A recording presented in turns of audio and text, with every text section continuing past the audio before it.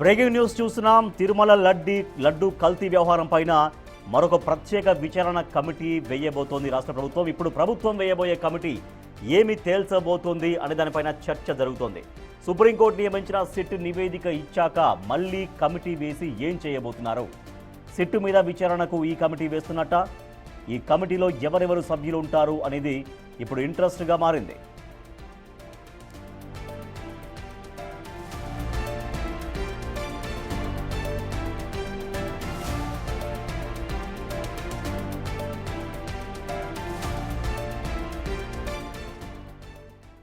తిరుమల లడ్డు వ్యవహారం, కల్తీ లడ్డు వ్యవహారంలో రాష్ట్ర ప్రభుత్వం, రాష్ట్ర కేబినెట్ నిర్ణయం తీసుకుంది. మళ్ళీ ఒక ప్రత్యేక విచారణ కమిటీని ఏర్పాటు చేయబోతున్నామంటూ ఆంధ్రప్రదేశ్ కేబినెట్ ప్రకటించింది. సో ఆ కమిటీకి సమయం అయితే తక్కువ, ఒక షార్ట్ టర్మ్ టెర్న్యూర్గా ఉండే విధంగా కమిటీ వేయబోతున్నట్టుగా స్పష్టం చేశారు మంత్రులు. అయితే సిట్ ఇప్పటికే నివేదిక ఇచ్చింది. సిట్ నివేదిక ఇచ్చిన తర్వాత మళ్ళీ ఈ కమిటీ ఎందుకు అన్నటువంటి క్వశ్చన్స్ వస్తున్నాయి. ఒకవేళ ఈ కమిటీలో ఎంతమంది సభ్యులు ఉంటారు, ఎవరెవరు ఉంటారనేది ఇంట్రెస్ట్గా మారింది. మా ప్రతినిధి రాజేష్ మరింత సమాచారం అందిస్తారు. రాజేష్, ఆల్రెడీ సిట్ ఉన్న తర్వాత, సిట్ నివేదిక ఇచ్చిన తర్వాత మళ్ళీ ఈ కమిటీ రాష్ట్ర ప్రభుత్వం వెయ్యాలి అని ఎందుకు నిర్ణయం తీసుకున్నట్టుగా తెలుస్తోంది? డీటెయిల్స్ ఏంటి? ఎస్ అంటే సిట్టు ఇచ్చినటువంటి నివేదిక, అంటే సిట్టు పూర్తి స్థాయి నివేదిక ఇవ్వలేదు. కేవలం 11 పేజీల లేఖను రాష్ట్ర ప్రభుత్వానికి ఇచ్చింది. ఏం జరిగింది, ఎవరెవరు దోషులు ఉన్నారు, ఎవరి మీద చర్యలు తీసుకోవాలని సిఫార్సు మాత్రమే సిట్టు చేసిందని కేబినెట్ అభిప్రాయపడింది. కేబినెట్లో సిట్టు అందించినటువంటి 11 పేజీలటువంటి నివేదికను ఈరోజు కేబినెట్లో ప్రస్తావించిన తర్వాత సిట్టులో కొన్ని లోపాలు ఉన్నాయి. ముఖ్యంగా సిట్టు చేసినటువంటి విచారణ, ఛార్జ్ షీటు నమోదు చేయడం, దాంతోపాటు విచారణ సంబంధించినటువంటి నివేదికలో కొన్ని లోపాలు ఉన్నట్లుగా కేబినెట్ గుర్తించింది. వాస్తవానికి అప్పుడు కల్తీ నెయ్యి వ్యవహారాలు అప్పుడు చైర్మన్ ఉన్నటువంటి సుబ్బారెడ్డి కానీ, ఈవోగా ఉన్నటువంటి ధర్మారెడ్డి, వీళ్ళంతా పేర్లు, అనిల్ కుమార్ సింఘాల్, ధర్మారెడ్డి, అదేవిధంగా బాలాజీలకు సంబంధించిన పేర్లు ప్రస్తావించి వీళ్ళ మీద చర్యలకు సిఫార్సు చేసింది. అయితే వాళ్లతో పాటు ఇంకా అడ్మినిస్ట్రేటివ్ పరంగా తిరుమల దేవస్థానంలో ఇంకా అడ్మినిస్ట్రేటివ్ పరంగా చాలామంది ఉన్నారంటూ కేబినెట్ అభిప్రాయపడుతుంది. వాళ్ళ పేర్లుని ఎక్కడా కూడా సిట్టు ప్రస్తావించలేదు. కాబట్టి ఆ లోపాలను సవరించడానికి రాష్ట్ర ప్రభుత్వం ఒక కమిటీ వేయాలని నిర్ణయించుకుంది. దానికి కేబినెట్ కూడా ఆమోదం తెలిపింది. ఆ కమిటీ అనేది ఐఏఎస్ అధికారుల స్థాయి అధికారులతోనే ఉండే అవకాశం కనబడుతుంది. 1-2 రోజుల్లో ఆ కమిటీ కూడా ఏర్పాటు చేసే అవకాశం ఉందని పయ్యావుకల కేసు చెప్పారు. ముఖ్యమంత్రి దానిపైన ప్రకటన చేస్తారని కూడా చెప్పారు. ఈ కమిటీ చాలా షార్ట్ టర్మ్లో, అంటే వారం లేదా 10-15 రోజుల్లోని కమిటీ నివేదిక ఇవ్వబోతుందని చెప్తూ ఉన్నారు. ఈ నివేదిక ఇచ్చిన ఆధారంగా కేవలం ఇప్పుడు సిట్టు ప్రపోజ్ చేసినటువంటి వాళ్ళ పేర్లతో పాటు అదనంగా కొంతమంది, ఇంకా చాలామంది దీంట్లో భాగస్వామ్యం అయ్యారని రాష్ట్ర ప్రభుత్వం భావిస్తుంది, కేబినెట్ భావిస్తుంది. కాబట్టి ఈ విచారణ జరిపి వాళ్ళ పేర్లు కూడా తీసుకొస్తామంటూ పయ్యావుల కేసు చెప్తున్నారు. ఆ విచారణ కమిటీ ఎవరెవరు పేర్లు చెప్తుంది, అడ్మినిస్ట్రేటివ్ పరంగా ఎవరెవరు ఈ స్కామ్ లో ఉన్నారనే నివేదికలో కొన్ని లోపాలు ఉన్నాయని రాష్ట్ర ప్రభుత్వం అభిప్రాయపడుతోంది. సో ఏంటా లోపాలు ఏమున్నాయని గమనిస్తోంది. ద సేమ్ టైం ఇప్పుడు మళ్ళీ ఒక ప్రత్యేక విచారణ కమిటీ వేస్తే ఇప్పటిదాకా ఉన్నటువంటి సిట్ని తప్పుపట్టినట్టు కాదా అన్నటువంటి విమర్శలు కూడా వచ్చే అవకాశం ఉంది. వాటి గురించి ప్రభుత్వం దగ్గర ఎటువంటి సమాధానం ఉన్నట్టుగా తెలుస్తోంది? అంటే సిట్ అనేది పూర్తి స్థాయిలో విచారణ చేసినప్పటికీ నిజమైన దోషులు కొందరు మిస్ అయ్యారు. ఈ స్కామ్లో కీలకంగా ఉన్న వ్యక్తులు కొంతమంది పక్కకు వెళ్ళిపోయారు. కాబట్టి వాళ్ళని గుర్తించడానికి ఈ సిట్టు ప్రత్యేక విచారణ కమిటీ అనేది కేబినెట్ మంత్రులు చెప్తూ ఉన్నారు.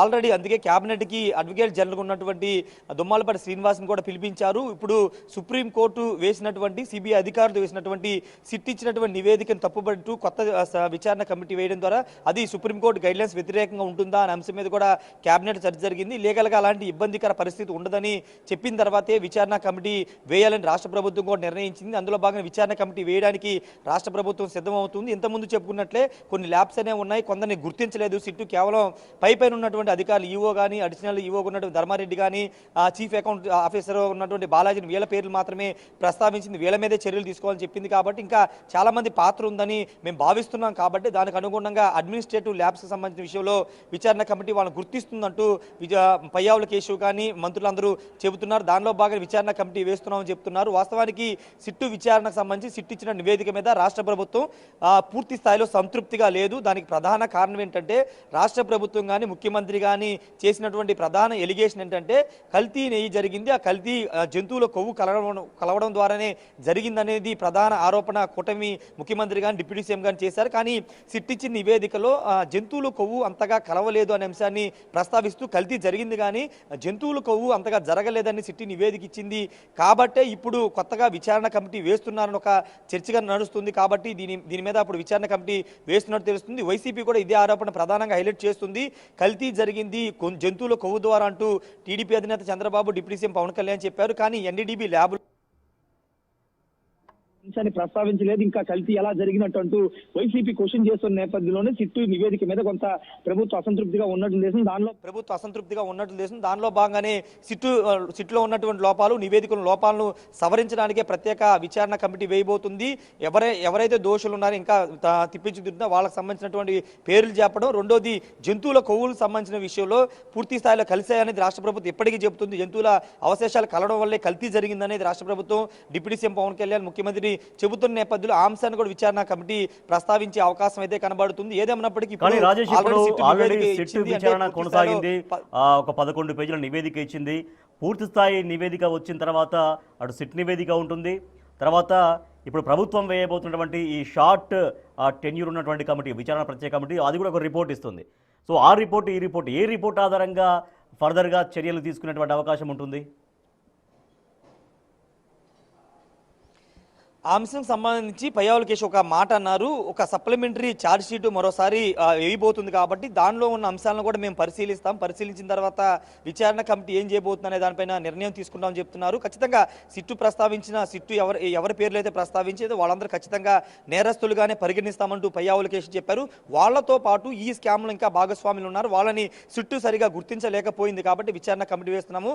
అది సప్లిమెంటరీ ఛార్జ్ షీట్ వేసిన తర్వాత ఇంకా కొన్ని వాస్తవాలు బయటకు వస్తాయి కాబట్టి తద్వారా విచారణ కమిటీ చేసేటువంటి విచారణ కానీ సప్లిమెంటరీ ఛార్జ్ షీట్లో వచ్చే పేర్లన్నీ కూడా మళ్ళీ నేరస్తులుగా పరిగణించి వాళ్ళ మీద చట్టపరమైన చర్యలకి ముందుకెళ్తామని పయ్యావుల కేసులు చెప్పారు. మంత్రి కేబినెట్ కూడా అదే నిర్ణయం తీసుకుంది. ముఖ్యమంత్రి స్వయంగా ఈ కమిటీకి సంబంధించిన నిర్ణయాన్ని తీసుకుంటారని చెప్తూ ఉన్నారు. ఏదేమన్నప్పుడు ఇప్పుడు ఆల్రెడీ సిట్టు ఇచ్చినటువంటి నివేదిక తర్వాత ఇప్పుడు దాని మీద పూర్తిగా అంత సంతృప్తిగా లేకపోవడంతోనే రాష్ట్ర ప్రభుత్వం కానీ కేబినెట్ కానీ ఈరోజు మరొక కమిటీ వేయబోతుందని చెప్పాలి. దానిలో భాగంగా ఇప్పుడు ఐఏఎస్ అధికారులకు ఉన్నటువంటి కమిటీ వేయబోతుంది. వేసిన తర్వాత ఒక 10-15 రోజుల్లోనే ఆ కమిటీ నివేదిక ఇస్తుంది. నివేదిక ఆధారంగా చర్యలు తీసుకుంటారా, లేకపోతే సిట్టుకి వీళ్ళు ప్రపోజ్ చేసినటువంటి పేర్లు సిట్టుకి ఇస్తారా, సిట్టు మళ్ళీ విచారిస్తుంది. ఇలా అనేక అంశాలకి కొద్ది రోజుల్లోనే క్లారిటీ వచ్చే అవకాశం ఉంది. కాబట్టి ప్రస్తుతానికైతే విచారణ కమిటీ వేయాలని నిర్ణయించింది. సిట్టులో లోపాలున్నాయని చెప్తుంది, విచారణ లోపాలున్నాయని చెప్తుంది, ఛార్జ్ షీట్లో కూడా లోపాలున్నాయని రాష్ట్ర ప్రభుత్వం చెబుతున్న నేపథ్యంలో ఆ లోపాలను సవరించడానికే విచారణ కమిటీ అనేది వేస్తున్నామంటూ రాష్ట్ర ప్రభుత్వం చెబుతుంది. Rajesh. Right, thank you Rajesh. ఇక తిరుమల లడ్డు వ్యవహారంలో కల్తీ జరిగిందనే ఆరోపణల నేపథ్యంలో ఇప్పటికే సిట్ ప్రాథమికంగా తన నివేదిక సమర్పించింది. బట్ రాష్ట్ర ప్రభుత్వం మళ్ళొక ప్రత్యేక విచారణ కమిటీ వేయబోతున్నట్టుగా మంత్రులు ప్రకటించారు. ఇది షార్ట్ టెన్యూర్గా ఉండేటువంటి కమిటీ అని. సో ఈ కమిటీ నివేదిక అనంతరం తదుపరి చర్యలు తీసుకుంటామని చెప్తున్నారు మంత్రులు.